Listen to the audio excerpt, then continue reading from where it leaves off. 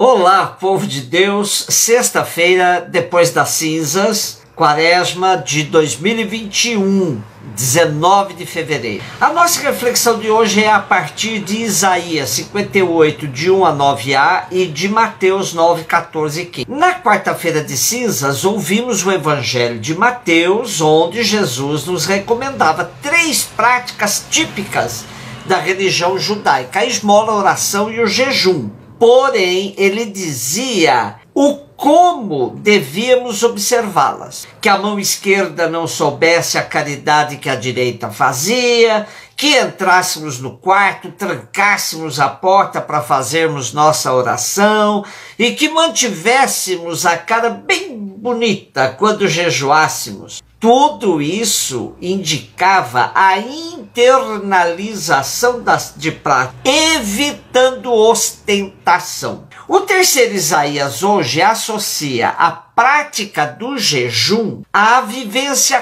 concreta da justiça. Sem esta, de nada vale o jejum. Ouçamos um belíssimo texto de Isaías, onde há indicações práticas para o nosso jejum quaresmal. Assim fala o Senhor: grita forte sem cessar, levanta a voz como trombeta e denuncia os crimes do meu povo e os pecados da casa de Jacó. Buscam-me cada dia e desejam conhecer meus propósitos, como gente que pratica justiça e não abandonou a lei de Deus. Exigem de mim julgamentos justos e querem estar na proximidade de Deus. Por que não te regozijaste quando jejuavam e o ignoraste quando nos humilhávamos? É porque no dia do vosso jejum tratais de negócios e oprimis os vossos empregados. É porque ao mesmo tempo que jejuais, fazeis litígios e brigas e agressões impiedosas. Não façais jejum com esse espírito, se quereis que vosso pedido seja ouvido no céu. Acaso é esse jejum que aprecio? O dia em que uma pessoa se mortifica? Trata-se talvez de curvar a cabeça como junco e de deitar-se em saco e sobre cinza? Acaso chamas a isso jejum, dia grato ao Senhor? Acaso o jejum que prefiro não é outro? Quebrar as cadeias injustas, desligar as amarras do jugo, tornar livres os que estão detidos, enfim, romper todo tipo de sujeição?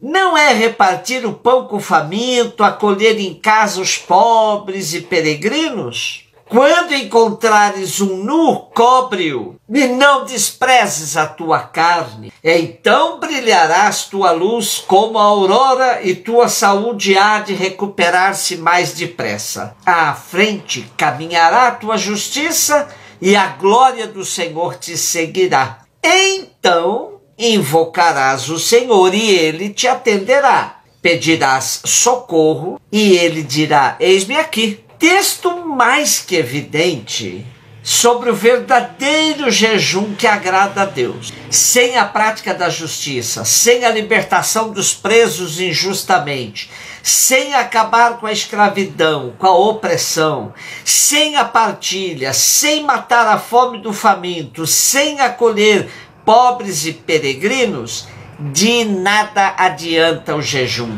A Deus ninguém engana. E o profeta termina nosso texto de hoje dizendo que Deus atenderá às orações de súplica somente quando o bem superar toda maldade, todo egoísmo. Quando a justiça for verdadeiramente levada a sério. O Salmo 50 é um cântico de penitência. Quando o próprio Deus acusa e nos coloca à frente os pecados, só podemos reconhecermos-nos como culpados. Porém, podemos apelar para a misericórdia de Deus. A experiência do pecado me faz descobrir a minha condição de pecador e a sabedoria me impõe a humildade e a contrição. Nesta condição eu clamo, tende piedade, ó meu Deus, misericórdia. Na imensidão de vosso amor, purificai-me. Lavai-me todo inteiro do pecado e apagai completamente a minha. Eu reconheço toda a minha iniquidade. O meu pecado está sempre à minha frente. Foi contra vós, só contra vós que eu pequei e pratiquei o que é mal aos vossos olhos. Pois não são de vosso agrado os sacrifícios. E se oferto um holocausto, rejeitais. Meu sacrifício é minha alma penitente.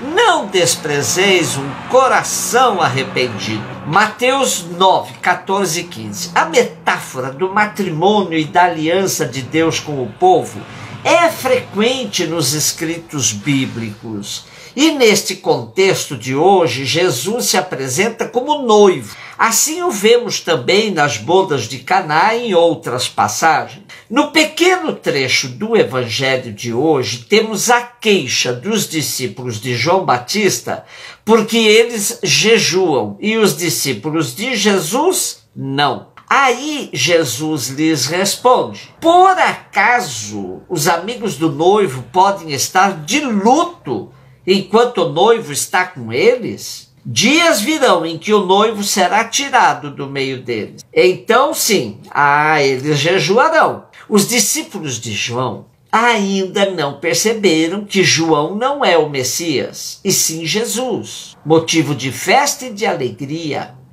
Enquanto seguidores de João, o clima penitencial predomina. Enquanto discípulos de Jesus, a festa do reino já começou. Por isso, os discípulos de João seguem apegados ao passado, e aí se entende aquele jejum. Não tinham mais necessidade de jejum aqueles que perceberam em Jesus a chegada do reino. A prática do jejum tem inúmeras conotações, até terapêuticas, pois em alguns casos o jejum pode purificar o organismo humano. Porém, seguindo as orientações do profeta Isaías e do próprio Jesus, uma pergunta surge no horizonte: como podemos jejuar e agradar a Deus na quaresma? José Kowalska Prelix, pastor luterano, citando um autor desconhecido, elencou algumas práticas que poderão nos servir de guia pedagógico para esse tempo, para o nosso jejum. Vejamos: jejue de julgar os outros e descubra Jesus que vive nele. Jejue de palavras que ferem e farte-se de frases que jejue de descontentamento e viva cheio de gratidão. Jejue de ofensas e injúrias e farte-se da mansidão e da paciência. Jejue de pessimismo e encha-se de esperança e otimismo. Jejue de lamúrias e queixas e satisfaça-se com as coisas simples da vida. Jejue de pressões e farte-se de oração. Jejue de tristeza e amargura e encha seu coração de alegria. Jejue de egoísmos e encha-se de compaixão pelos outros. Jejue de rancores e encha-se de atitudes de reconciliação. Jejue de palavras e viva de silêncios para escutar os outros. Jejue de pensamentos de fraqueza e encha-se de promessas que inspiram. Jejue de tudo que o afaste de Jesus e procure tudo o que dele lhe aproximar. Se todos vivermos esse jejum, nossos dias se irão inundando de paz, amor, confiança. Que os corações se abram com o jejum na quaresma para receber o Jesus ressuscitado. Um beijo no seu coração.